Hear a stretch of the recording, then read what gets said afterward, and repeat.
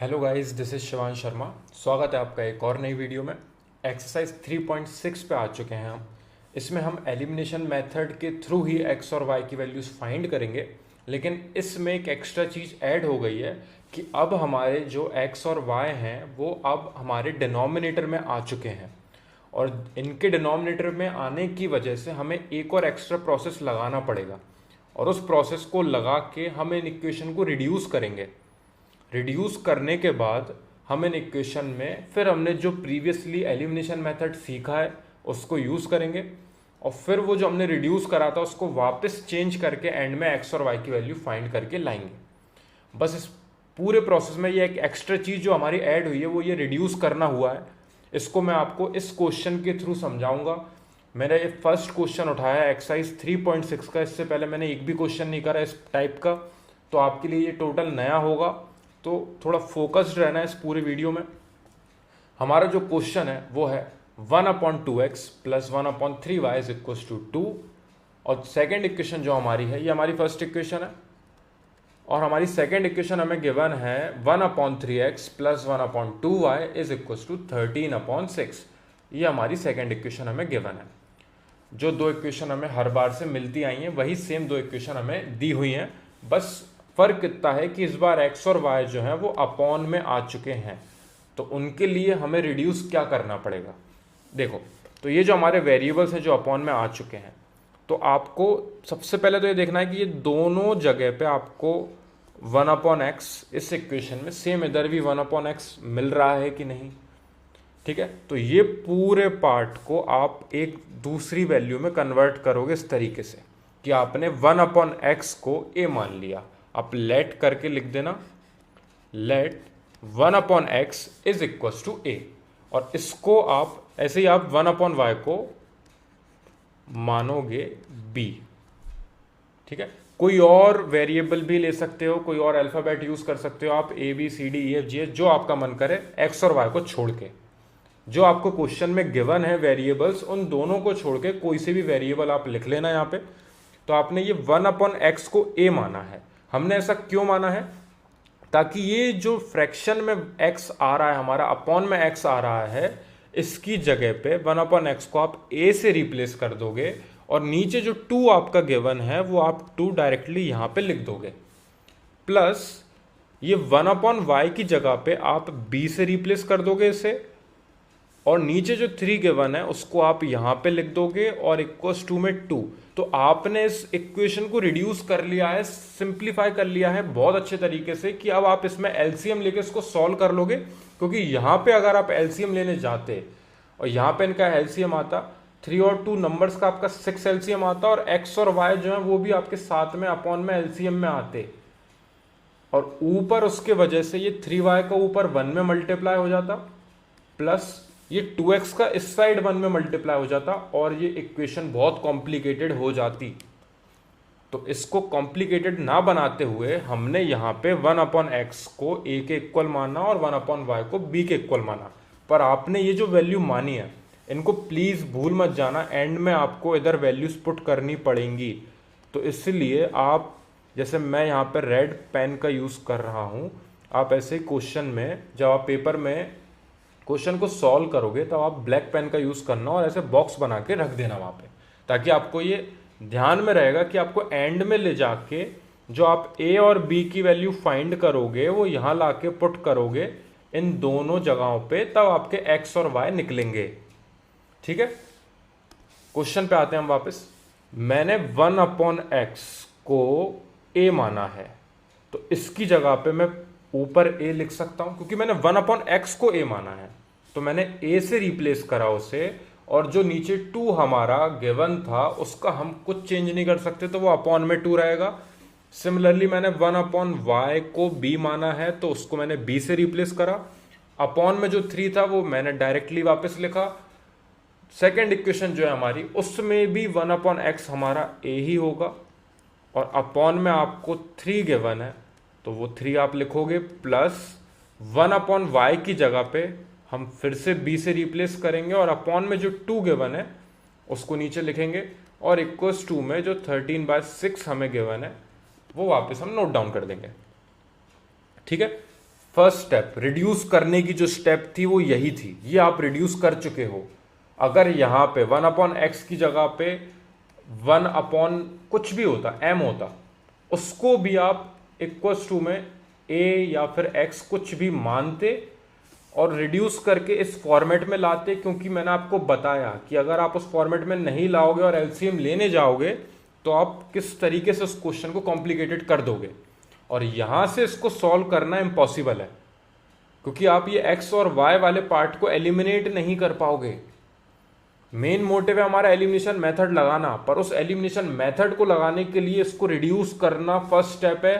तो ये आपकी फर्स्ट स्टेप है, आप इसको सबसे पहले करोगे, रिड्यूस करके क्वेश्चन को इस तरीके से बनाओगे कि अब आपकी जो वेरिएबल्स हैं माना वो चेंज हो गए हैं, अब वो x और y नहीं है, a और b हो गए हैं, पर आप उन्हें कम से कम ऊपर ले तो आए हो डिनोमिनेटर में से।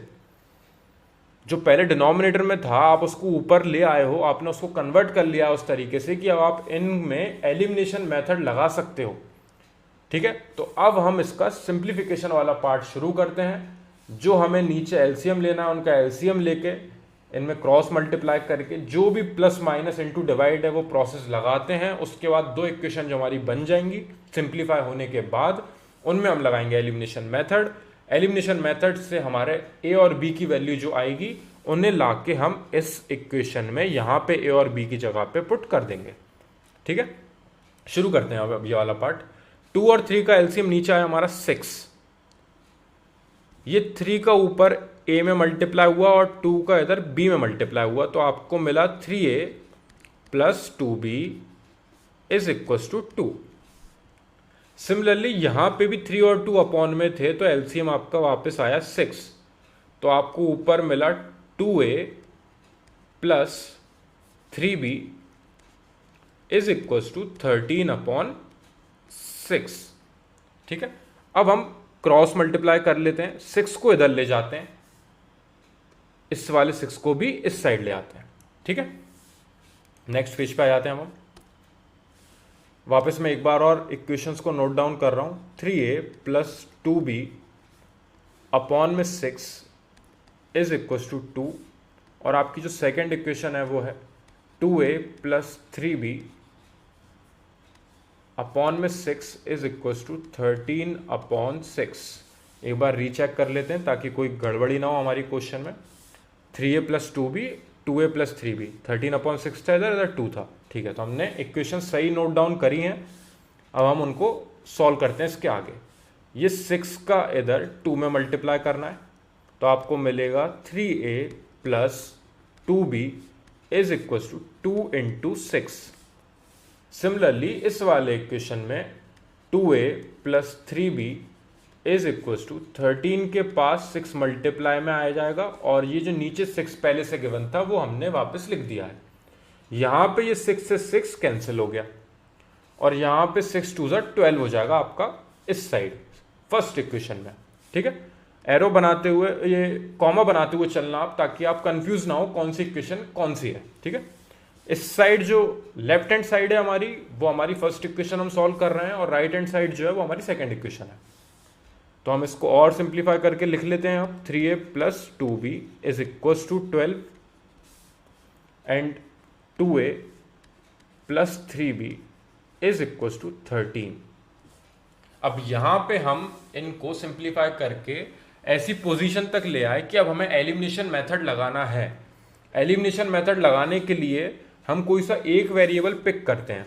हमने जैसे ये वाला वेरिएबल पिक कर लिया a वाला, तो यहाँ पे 3a है, यहाँ पे 2a है। अगर हमें इन वेरिएबल्स की जो आगे की न्यूमेरिकल वैल्यू है उनको सेम बनाना है, क्योंकि सेम बनाने के बाद ही हम उस पूरी वैल्यू को एलिमिनेट कर पाएंगे, तो उसको सेम बनाने के लिए यहाँ पे इस 3 में आपको 2 का मल्टीप्लाई करना पड़ेगा, और इधर इस 2 में आपको 3 का मल्टीप्लाई करना पड़ेगा। पर बात यह है कि जब आप 2 का मल्टीप्लाई करोगे तो पूरी इक्वेशन में मल्टीप्लाई करना पड़ेगा। ये हमने एलिमिनेशन मेथड में सीखा था। एंड सिमिलरली यहाँ पे भी 3 का मल्टीप्लाई आपको पूरी इक्वेशन में करना पड़ेगा। उसके वजह से आपका यहाँ पे 3 2 6a आ जाएगा, plus 2 2 4b is equal to 24, and यहाँ पे आपका 6a plus 9b is equal to 13 3 39। तो जो आपको ये ए वेरिएबल वाला जो पार्ट था सेम बनाने के लिए जो आपने मल्टीप्लाई किया था, उस प्रोसेस से आप 6 से और 6 से दोनों साइड ले आए हो। अब आप इस 6 से 6 से को एलिमिनेट कर दोगे। उस एलिमिनेशन का प्रोसेस हमने क्या सीखा था, आप फर्स्ट इक्वेशन लिखो इस तरीके से ऊपर, उसके जस्ट नीचे आप सेकेंड इक्वेशन को लिखो। दोनों इक्वेशन लिखने के बाद आपको यह देखना है कि ये जो आप जिस पार्ट को एलिमिनेट कर रहे हो वो जो दोनों वैल्यूज हैं आपकी, उनके पास साइन कौन से हैं। अगर उन दोनों के पास सेम साइन है, जो कि है इस क्वेश्चन में हमारे पास प्लस और प्लस, तो आपको इनके साइन चेंज करने पड़ेंगे। और साइन चेंज हम करते हैं, सेकंड वाली इक्वेशन जो नीचे लिखी हुई है उसके साइन चेंज कर देते हैं हम। तो यहाँ पे जो प्लस साइन था वो माइनस का हुआ, सेम यहाँ पे भी माइनस का हुआ, और यहाँ पे 39 जो ऊपर प्लस का था वो भी नीचे माइनस का हो गया। उसके वजह से ये 6a प्लस का और माइनस का एलिमिनेट हो गया। ये हमारा एलिमिनेशन का प्रोसेस था जिसको हम पूरा कर चुके हैं। अब जो रिमेनिंग पार्ट आपका बचा है आप उसको नीचे लिख लीजिए। 4b आपका पॉजिटिव और 9b का साइन आपका नेगेटिव है। प्लीज वो प्लस साइन को मत देखना, अब आप साइन चेंज कर चुके हो। तो माइनस का 9b इज इक्वल टू 24 ऊपर प्लस का है, माइनस का 39 है। इसको भी आप सेम तरीके से लिख दीजिए, ठीक है। 4b में से 9b आपके सब्ट्रैक्ट हुए, मैं यहां पे लिख रहा हूं 4b में से 9b आपके सब्ट्रैक्ट हुए तो आपको मिले 5b। ये मैं बॉक्स बना देता हूं इस साइड, ये अलग से पार्ट है।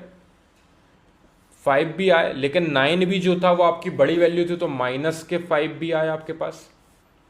इक्वल्स टू में 24 में से 39 गए तो माइनस के 15 बचे आपके पास। माइनस से माइनस साइन आपका कैंसिल हो गया। b इज इक्वल्स टू ये 15 जो था आपका उसके बगल में आप इस 5 को नीचे ले आए, क्योंकि यहां पे मल्टीप्लाई में था तो वहां पे जाके डिवाइड में पहुंच गया। और आपने 5 से 15 को 3 टाइम्स कैंसिल करा तो आपकी b की जो वैल्यू आई है वो आपको मिल चुकी है 3। और जैसे ही आपकी b की वैल्यू 3 आ गई है तो आपको फटाफट जो आपने रेड बॉक्स बना रखा था ये यहां पे ले जाके आपको b की वैल्यू पुट करनी है। तो 1/y is equals to b की वैल्यू आपकी आ चुकी है 3, जो कि आपने यहां पे लाके रख दी है। अब आप यहां पे क्रॉस मल्टीप्लाई कर लो, y को उस साइड ले जाओ और 3 को इधर अपॉन में ले आओ, ठीक है। तो 1/3 इज इक्वल्स टू y मिला आपको। ये आपकी y की वैल्यू आ गई है जो आपको फाइंड करके लानी थी। उसके लिए हमने पहले रिड्यूस करा इन्हें। रिड्यूस करने के बाद जो हमारी दो इक्वेशंस आई, सिंप्लीफाई करने के बाद ये हमें जो दो इक्वेशन मिली उनको सॉल्व करके हमने इनमें एलिमिनेशन मेथड लगाने के लिए इनको मल्टीप्लाई करा 2 और 3 से, ताकि हमारा a वाला जो वेरिएबल है वो पूरा न्यूमेरिकल जो वैल्यू है उसके साथ सेम आ जाए। सेम आने के बाद हमने इन्हें एलिमिनेट करा और जो हमारा b वाला पार्ट बचा उसको सिंप्लीफाई करके b की वैल्यू फाइंड करी जो कि 3 आई। और उस 3 वैल्यू को हमने हमारी जो हमने रेड बॉक्स बना के वैल्यूज रख रखी थी 1/y is equal to b, वहां पे ले जाके हमने उस वैल्यू 3 को रखा, जिसके वजह से 1/3 आपकी y की वैल्यू आ गई है। अभी ये आपकी y की वैल्यू आई है। अब आप इसको ले जाके या तो फर्स्ट इक्वेशन में रख दो या सेकंड इक्वेशन में रख दो, कोई सी भी एक इक्वेशन में आप रखोगे आपको x की वैल्यू मिल जाएगी। अब हम उस प्रोसेस पे आते हैं। तो हम फर्स्ट इक्वेशन पिक करते हैं इस क्वेश्चन में, और इधर अपन यहां पे ये जो y है इसकी जगह पे 1/3 ले जाके रख देंगे, ठीक है। या फिर आप इसको किस तरीके से करते हो, या तो आप यहां से आप a की वैल्यू फाइंड कर लो और अगर आपको a मिल जाए तो आप उस a को ले जाके इधर रख देना, तो भी आपका x फाइंड हो जाएगा। जो दोनों आपको सिंपल लगे, मैं दोनों करके दिखा रहा हूं आपको, ठीक है। नेक्स्ट पेज पे आते हैं हम। तो मैं यहाँ पे जो इंपॉर्टेंट चीजें हैं वो लिख लेता हूं वापस। y की वैल्यू आपकी आ चुकी है 1/3। आपने 1/x को a माना था, ये हमने रेड बॉक्स में लिख रखा था, और 1/y को हमने बी माना था, ये भी हमने रेड बॉक्स में लिख रखा था। ठीक है, फर्स्ट इक्वेशन हमारी क्या थी, 1/2x plus 1/3y is equal to 2। इसको रीचेक कर लेते हैं बस इक्वेशन को, बाकी तो हमने सब सही लिखा ही है। 1/2x plus 1/3y is equal to 2। ठीक है, अब यहां पे हम पहले y की वैल्यू रखते हैं और इसको सॉल्व करते हैं। y की वैल्यू थी हमारी 1/3, तो 1/2x प्लस 1/3 इंटू वाई की जगह पे आपने लिखा 1/3, जो कि आपने वैल्यू फाइंड कर ली है।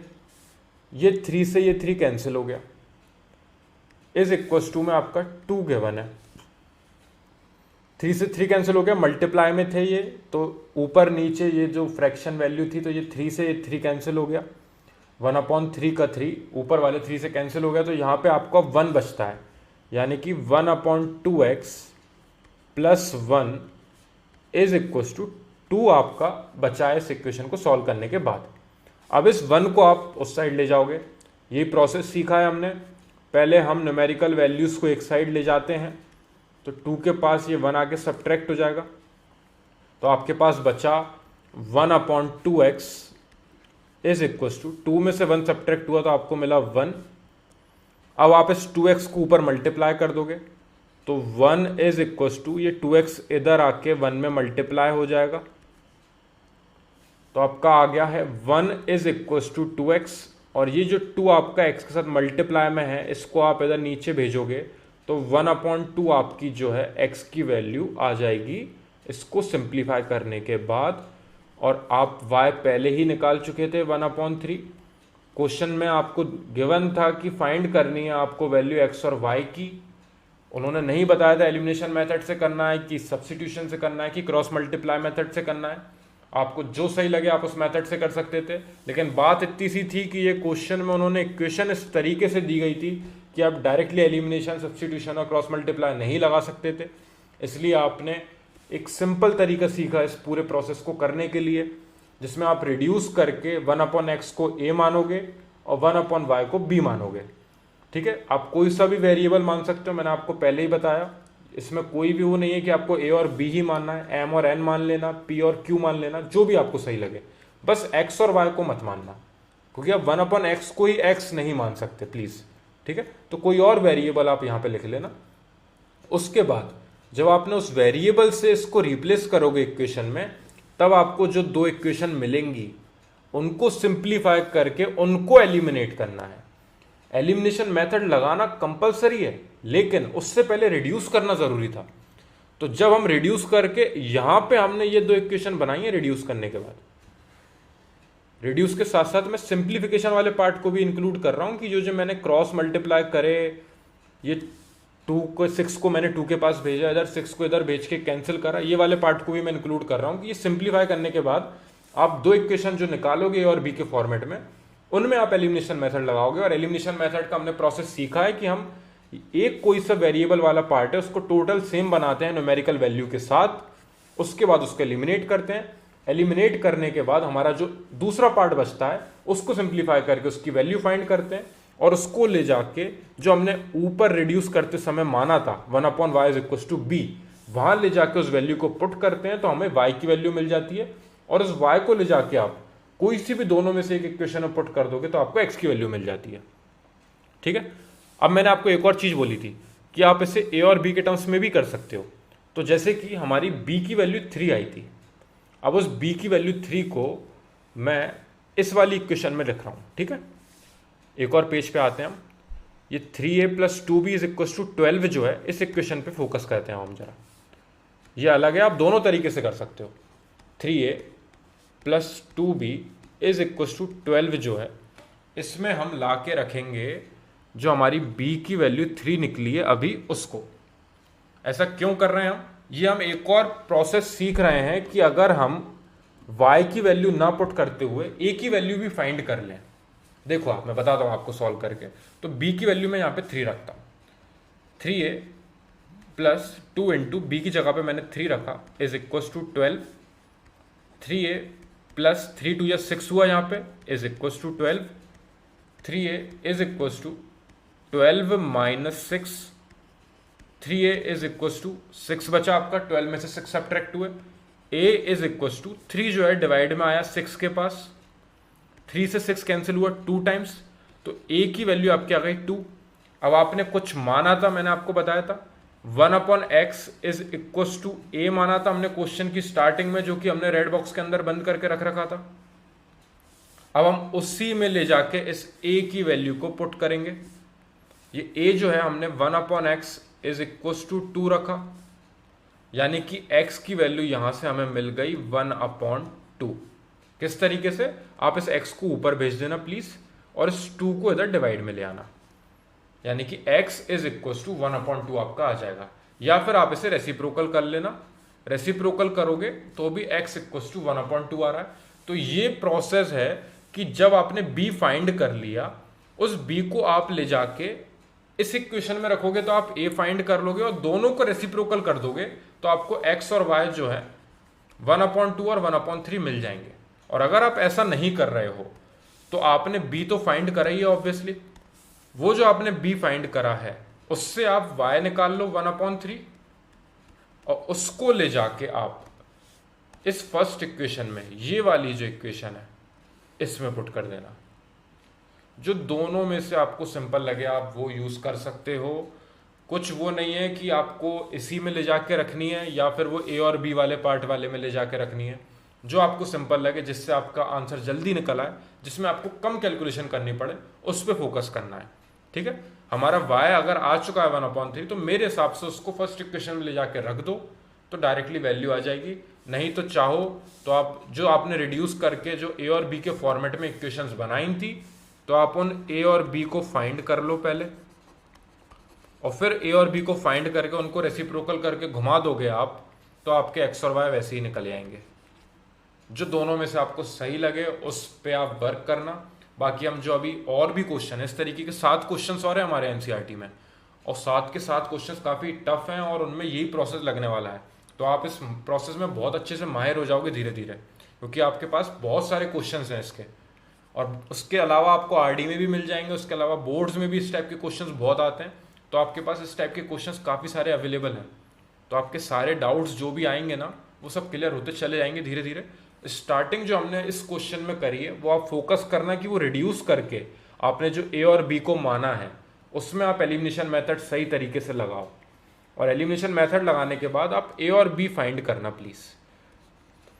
ए और बी आपने फाइंड कर लिए ना, तो फिर एक्स और वाई निकालना काफी सिंपल है। बस वैल्यू ले जाके रखनी है जो आपने रेड बॉक्स के अंदर बंद कर रखे ना, उसमें ले जाके आपको ए और बी रखना है, वो काफी सिंपल हो जाता है फिर। क्लियर है? आपको जो भी डाउट हो इस पूरे क्वेश्चन में या फिर एलिमिनेशन मेथड में, आप मेरे को कमेंट सेक्शन में बताना। अपन उन डाउट्स को सॉल्व करने के बाद ही नेक्स्ट क्वेश्चन पे बढ़ेंगे। Thank you very much for watching this video.